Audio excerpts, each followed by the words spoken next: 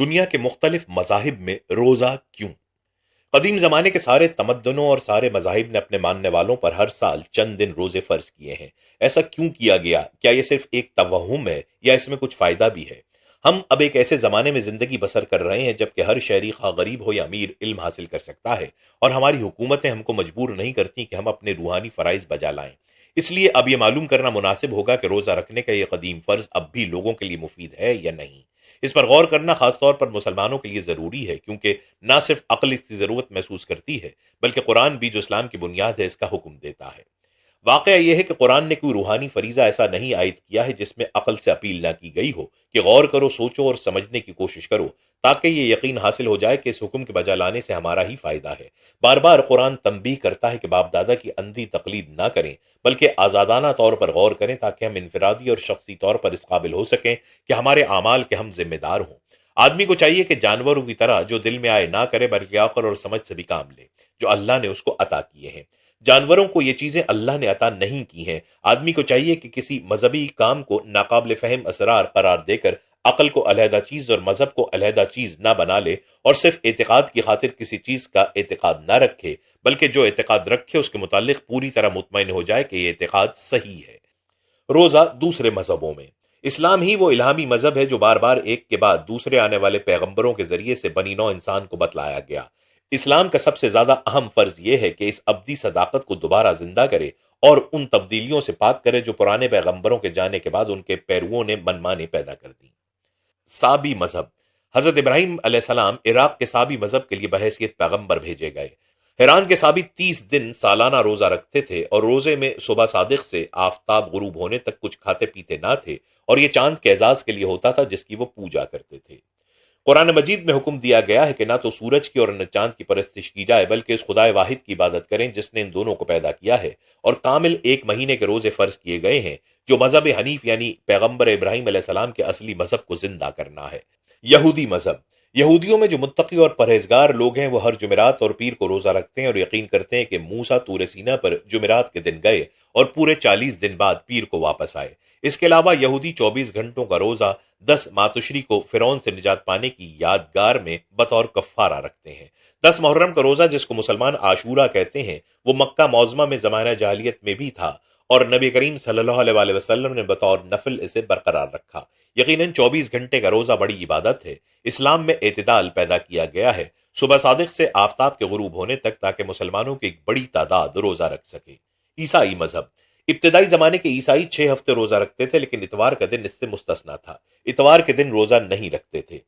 آغاز ایک چہارشنبہ سے ہوتا اور اختتام اتوار پر یعنی لینٹ کا روزہ۔ اس لحاظ سے وہ 34 دن روزہ رکھتے تھے، اور یہ حضرت عیسیٰ علیہ السلام کی صحرا میں پناہ گزینی کے زمانے کی یادگار میں تھا، اور وہ یہ سمجھتے تھے کہ یہ 34 دن پورے سال کا 10واں حصہ ہیں۔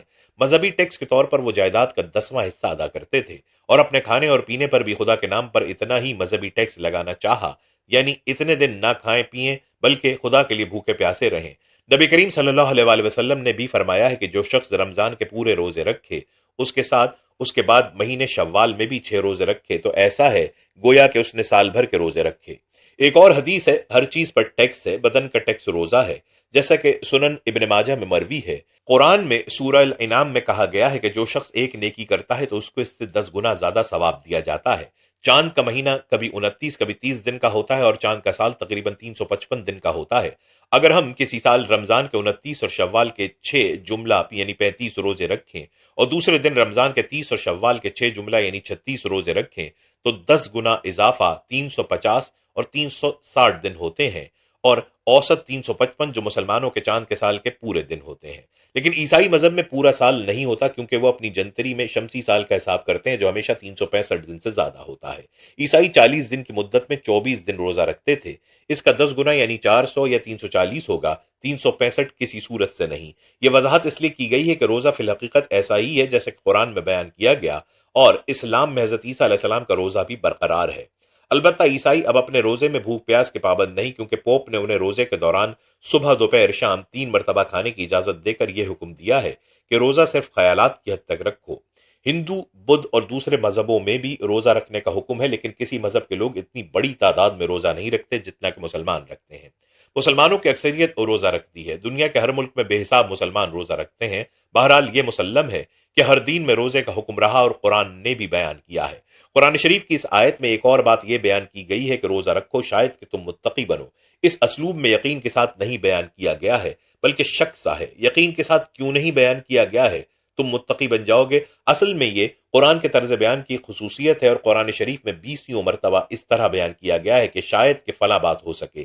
اس سے کم از کم دو باتیں معلوم ہوتی ہیں۔ نمبر ایک، خدا کی قدرت، وہ جو چاہے کرتا ہے، اس کو ہر بات کی قدرت حاصل ہے اور مجبور نہیں ہے کہ ہماری عبادت سے بھی ہم کو وہ چیز عطا کرے جو ہم چاہتے ہیں۔ دینا یا نہ دینا بالکل اسی کے اختیار اور مرضی پر منحصر ہے۔ انسان کا اختیار قرآن مجید کے ذریعے اللہ بیان فرماتا ہے، مگر سیکھنا یا نہ سیکھنا انفرادی آدمی پر منحصر ہے۔ آیت مندرجہ بالا میں روزہ رکھنے سے متعلق جو حکم دیا گیا ہے اور جو دلیل پیش کی گئی ہے وہ بعض سننے والے، بعض پڑھنے والوں کو اللہ سے ڈرنے پر آمادہ کرتی ہے اور دوسرے لوگوں پر کچھ اثر نہیں ہوتا اور وہ پہلے جیسے تھے ویسے ہی رہتے ہیں۔ اسی آیت کے آخر میں اللہ کا شکر کرنے سے متعلق شاید کے لفظ کے ساتھ جو ذکر ہے، اس سے بھی کئی باتیں معلوم ہوتی ہیں۔ یہ کہ حقیقی شکل روزے کی صرف بیرونی شکل یعنی کھانے پینے سے رک جانے پر منحصر نہیں ہے، بلکہ روزے میں ریاکاری اور دوسری برائیوں سے بھی رکنے کی ضرورت ہے۔ اسی طرح صرف روزہ ہی نہیں ہے جس سے اللہ ہم کو آزماتا ہے کہ ہم اس کا شکر ادا کرتے ہیں یا نہیں، بلکہ اور بھی احکام ہیں اور ان تمام کی بھی اچھی طرح سے تعمیل کرنی چاہیے تاکہ حقیقی طور پر اللہ کے شکر گزار بندے بنے اور اللہ کا شکر کرنے کا جو فرض ہے وہ ادا کریں۔ اس آیت میں ایک اور اہم چیز جو نظر آتی ہے وہ یہ ہے کہ قانون اسلام لوگوں کو سہولت بہم پہنچانے کے لیے ہمیشہ فکر مند رہتا ہے۔ نہ صرف بیماروں کے لیے بلکہ جو لوگ سفر میں ہیں ان کے لیے بھی رعایت ہے۔ ایسے لوگوں کو رمضان میں روزہ رکھنے کی ضرورت نہیں بلکہ کسی دوسرے موضوع موقع پر وہ روزہ رکھ سکتے ہیں۔ ہمارے روزے سے اللہ کو کچھ فائدہ نہیں پہنچتا بلکہ صرف ہمارا ہی فائدہ ہے۔ اگر کسی بیمار کو روزہ رکھنے کے لیے مجبور کریں تو وہ قبل از وقت نہ بھی مر جائے تو اس کی بیماری میں اضافہ ہو جائے گا۔ اسلام سختی کرنے والا مذہب نہیں ہے بلکہ نرمی پسند ہے، اس لیے اہل اسلام کی ایک بہت بڑی تعداد اسلام کے احکام کی تعمیل کسی دوسرے مذہب کے لوگوں کی بنسبت زیادہ کرتی ہے۔ روزے کا زمانہ یہودی، عیسائی اور ہندو یا خالص شمسی سال کا حساب کرتے ہیں یا قمری سال میں وقت بوقت قبسیہ یعنی انٹرکلیشن کر کے اضافہ کرتے ہیں تاکہ قمری سال کی مدت بھی اتنی ہی طویل ہوا کرے جتنی شمسی سال کی ہے۔ اس لحاظ سے ان کے روزے ہمیشہ ایک ہی موسم میں آتے ہیں۔ مسلمان قمری سال کا حساب کرتے ہیں، ان کی جنتری چاند کے مہینوں کے لحاظ سے ہوتی ہے جس میں کبیسہ یعنی انٹرکلیشن نہیں کیا جاتا۔ اس کا نتیجہ یہ ہوتا ہے کہ روزہ رکھنے کا مہینہ رمضان بتدریج باری باری سے سال کے ہر موسم میں آتا ہے۔ قمری سال کے مہینوں سے حساب کرنا بہتر ہے یا شمسی سال کے مہینوں سے؟ جس کرۂ زمین پر ہم بستے ہیں اس کا موسم ہر جگہ یکساں نہیں ہے۔ لوگ ہر موسم کی شدت سے تکلیف محسوس کرتے ہیں، خواہ گرمی کی شدت ہو یا سردی کی۔ اس طرح کسی علاقے کی گرمی اور سردی کے موسم محض اضافی امر ہیں۔ مثلا جاڑے کا موسم مکہ میں بڑا خوشگوار ہوتا ہے اور دو قطبوں کے قریب کینیڈا شمالی یورپ میں ایسا نہیں ہوتا۔ گرما قطب شمالی اور جنوبی کے قریب ترین موسم ہے لیکن خط استوا کے پاس اور ریتیلے صحرا میں ایسا نہیں ہے۔ موسم بہار ہر جگہ ایک معتدل موسم ہو سکتا ہے لیکن خط استوا کے قریب بہت سے ملکوں میں مثلا جنوبی ہندوستان میں موسم بہار ہوتا ہی نہیں۔ یہاں کے لوگ موسم بہار جانتے ہی نہیں اور ان ملکوں میں صرف 3 موسم ہوتے ہیں، سردی، گرمی اور بارش۔ ایک ایسے مذہب کے لیے جو تمام دنیا میں پھیلا ہوا ہے، اگر ہم روزہ رکھنے کے لیے کوئی خاص موسم مقرر کر دیں تو بعض لوگوں کے لیے مدامی طور پر آسانی ہوگی اور بعض لوگوں کے لیے مدامی سختی اور تکلیف یا کسی اور طرح زمین کے بعض علاقوں کے باشندوں کے لیے سہولت بخش نہ ہوگا۔ لیکن اگر روزہ رکھنے کے زمانے میں موسم باقاعدگی کے ساتھ بدلتے رہیں تو آسانی اور سختی باری باری سے آتے رہیں گے۔ اس کے علاوہ روزہ رکھنے کے لیے موسموں کی اس تبدیلی کا یہ مطلب بھی ہے کہ لوگ ہر قسم کے موسم میں روزہ رکھنے کے عادی ہو جائیں اور یہ عادت کاٹ کھانے والے جاڑے میں اور جھلسانے والے گرما میں کھانے اور پینے سے رک جانے کی یہ قابلیت مومن کو صبر کرنے کی قوت عطا کرتی ہے۔